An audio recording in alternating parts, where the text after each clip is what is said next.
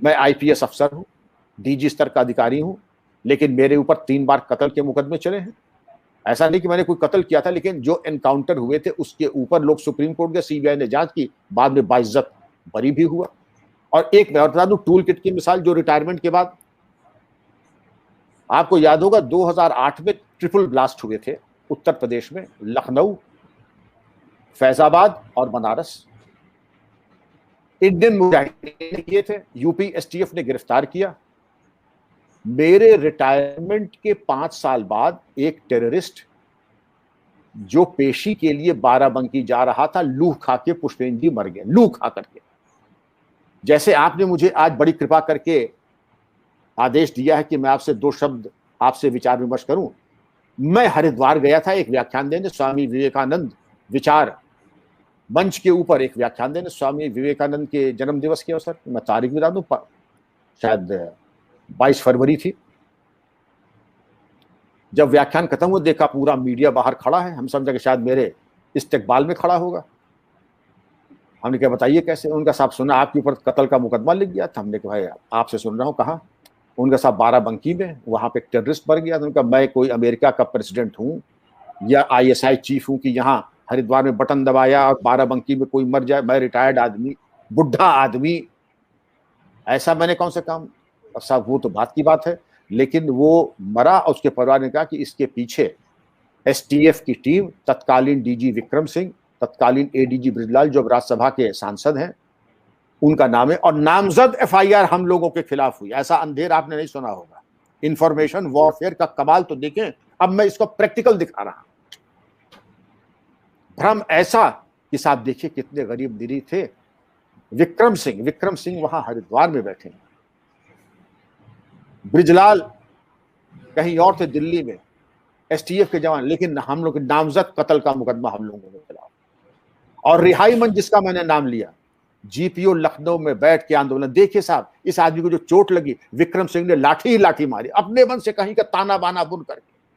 एक retired IPS अफसर, नाम नहीं लूंगा क्योंकि मेरे वरिष्ठ हैं, नाम लेना ठीक नहीं होगा, वो भी आंदोलन पे बैठ गए। ये आंदोलन चला जीपीओ पे करीब 40 दिन। 40 दिन ये कहा कि गिरफ्तारी होनी चाहिए। तो एक ग्रुप ने जा करके वहां टूल किट के भ्रम की स्थिति उत्पन्न की, मुकदमा लिखा दिया। टूल किट भाग 2 ने वहां जाकर के आंदोलन शुरू कर दिया। 40 आदमी अगर जीपीओ में बैठे हैं पुष्पेन जी, उनको भोजन पानी, और भोजन वो नहीं लाई चना और सत्तू और फुल्का और बैगन का भरता, ये सब कुछ नहीं। अरे जो उम्दा से उम्दा ताज लखनऊ का खाना हो सकता है, वो खाना रहा है।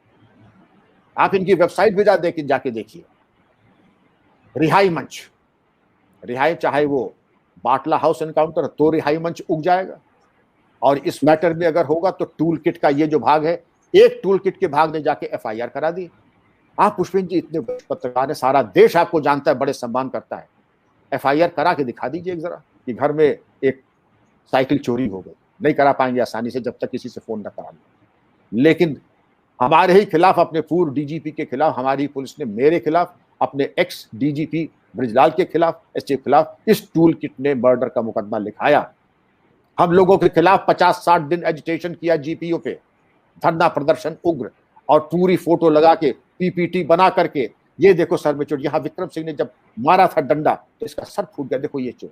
वो सब जो थे, जितने थे, वो फॉरेंसिक और मेडिकल लीगल एक्सपर्ट हो गए, ये देखो दांत टूट गया था।